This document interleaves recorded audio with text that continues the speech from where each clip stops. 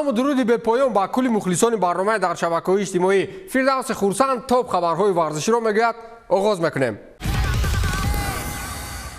Манчестер Юнайтед дишаб камбеки фаромӯшношиданиро дар бозии МЮ ва Лидс анҷом дод. Дастаи Лидс Юнайтед то ҳадде болои девҳои сурх фишор меовард ки дигар ба қавли бачаҳои шаҳри Манчестер нафас кашида наметавонистанд. ҳисоб 2-0 буд ва Маркус Решфорд дар дақиқаи 62 голи аввалро зад ва Ҷейдон Санчо ҳисобро дар дақиқаи 70 баробар кард. Санчо баъди марҳилаи зиёди беголӣ ҳаминак аввалин бор ба задани гол даст ёфт. бори охир Ҷейдон Санчо 15 сентябр дар Лигаи Аврупо ба дарвозаи Шериф гол зада буд. дар Премер-лигаи Англия бошад голи охирини худро 1 сентябри соли гузашта ба дарвозаи Лестер ворид карда буд. мушкилоти ҳамлагар дар аввали моҳи ноябр оғоз шуд. ҷароҳат, аз даст додани ҷоми ҷаҳон ва баъдан ба гуфтаи Эрик Тен Ҳаг мушкилот аз ҷиҳати рӯҳӣ ва ҷисмонӣ.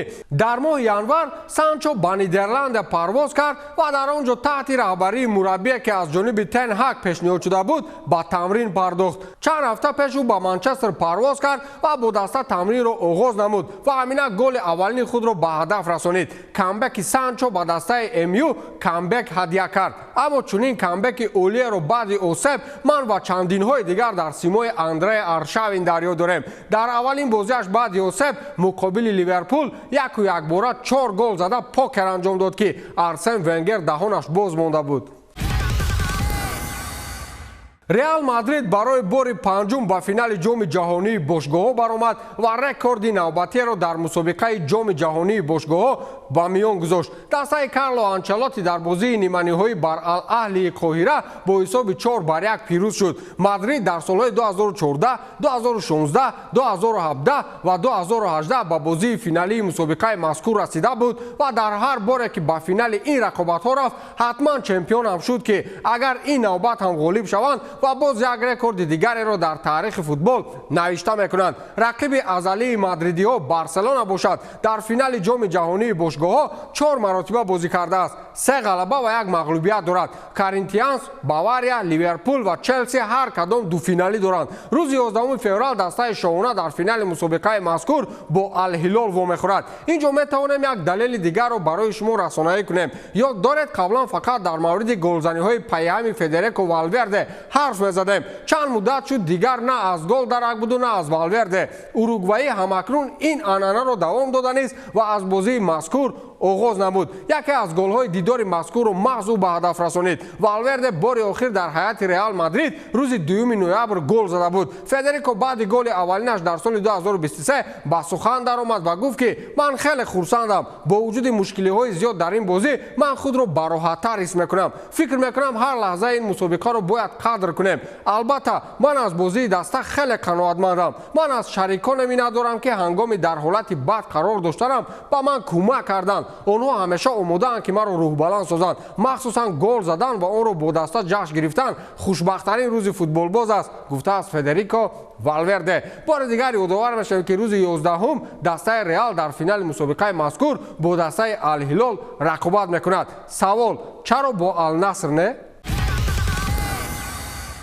Пари Сен-Жермен соли дуюм аст ки дар даври яккашниҳоии ҷоми Фаронса шикаст мехӯрад. дастаи Кристоф Галтие аз Марсел бо ҳисоби 2-1 шикаст хӯрд ва аз мусобиқа берун шуд. соли 2022 парижиҳо дар бозӣ муқобили Ницца дар ҳамин марҳила бо натиҷаи 0-0 ба вақтҳои иловагӣ ва ҳамин тавр ба марҳилаи пеналти рафтанд ки дар ниҳоят мағлуб шуданд. пеш аз ин ПСЖ 7 бор пайҳам аз соли 2015 то соли 2021 ба финал баромад ва дар ин муддат ӯ 6 маротиба ғолиби мусобиқа гардида, 1 маротибаи дигар шикаст хӯрдааст. Лионел Месси бо пираҳани дастаи парижӣ бори дуюм аст ки дар ин мусобиқа рӯи майдон мебарояд, вале ба тақдираш дар ҳар дуи бозиҳо ба шикаст мувоҷеҳ мешавад. аҷибии кор дар он аст ки аргентинӣ дар ин мусобиқа таҳти рақами 10 ба майдон мебарояд ва инам дар ҳолест ки ӯ дар мусобиқаҳои дигар таҳти рақами 30 бозӣ мекунад. Месси ва Неймар дар ин бозӣ ба задани гол даст наёфтанд ва гуноҳи инро мухлисон бар сари Кристоф Галтие бор карданд. онҳо мегӯянд бояд Месси ва Неймар ба бозӣ намедаромаданд. медонед сабаб чи аст? 3 рӯз пеш, аниқтараш рӯзи 5 феврал, рӯзи зодрӯзи Неймар, Месси андаке аз меъёр зиёдтар бардоштааст.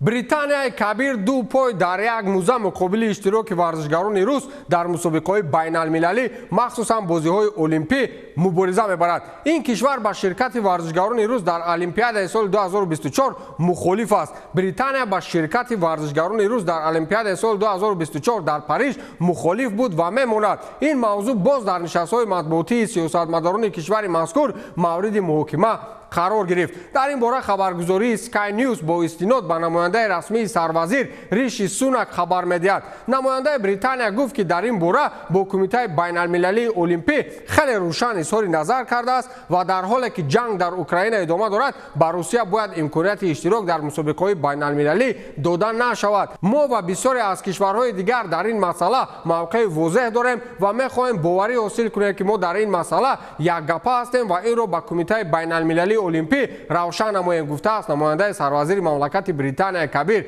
ман ба як чиз воқеан ҳайронам ки ҷанг ба варзиш чӣ алоқамандӣ дорад. тасаввур кунед ки падари ман бо ҳамсоя ҷанг мекунад ва хешу таборҳои ҳамсоя маро маҷбур мекунанд ки ту футбол бозӣ накун. خانواده مسی مقابل دستای بارسلونا майда جنگ اعلان دارند. از خواهر بزرگ رونالدو خلاص شدیم، در ستم برادر مسی افتادیم. در پخش مستقیم صفحه توییتر خود ماتیاس مسی برادر لیونل مسی گفت که بارسلونا رو پیش از مسی کسی نمی‌شناخت. در اسپانیا فقط رئال مادرید بود. در مورد اون که بارسلونا در آخر با مسی چنین مناسبت کرد، این عملی نادرست بود. اون آدمانی که حالا برای تماشای استخوان‌های بارسلونا میروند، همه‌شون به خاطر مسی میروند. گفته است ماتیاس مسی. خلاص این سخنان برادر مسی تا حد پرسر و صدا شد که رهبریت باشگاه کاتالونی مجبور شدند به او جواب گردانند. لوئیس کاراسکو منیجر گروه انتخاباتی پرزیدنت باشگاه بارسلونا در صحیفه خود به صفت مراجعت به برادر مسی گفته است که بارسلونا به برادر تو هم دسته بزرگ بود، ولی مسی این باشگاه را باز هم با حشمت‌تر کرد. بارسلونا و مسی در یک جایگی رشد کردند. برای من عجیب است که تو خودت به بارسلونا و مسی کی بودی؟ نوشته است لوئیس کاراسکو. این خیلی جواب دادن رو برادران روسمون چی میگویند؟ شاخی مات.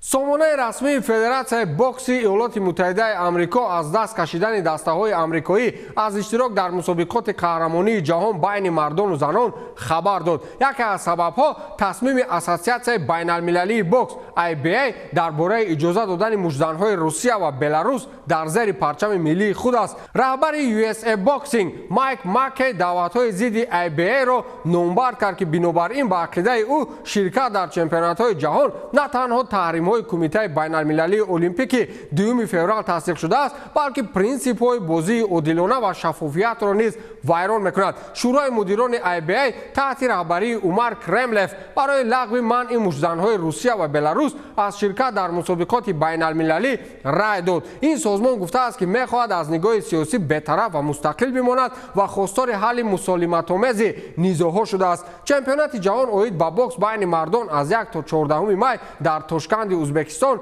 برگزار می شود و میان زنان از 15 تا 31 مارس در دهلی هندوستان. گمانم این اگر برای روس‌ها اونقدر خوب نباشد، ولی اونقدر بد هم نیست.